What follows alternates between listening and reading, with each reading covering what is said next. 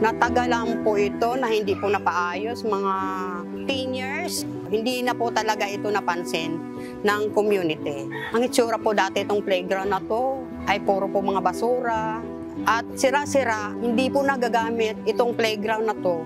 Isang PBL po, volunteer leader po sa Unbound.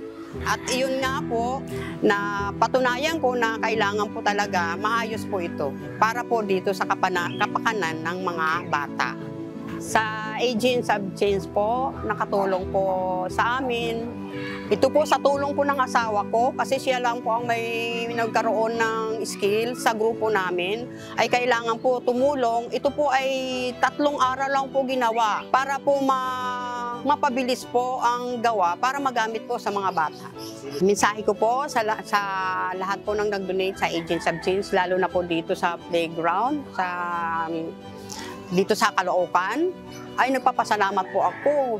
Hindi ko po ma-explain kung anong kasayahan talaga ng ganito na nakakatulong ka sa community, nakakatulong ka sa mga bata.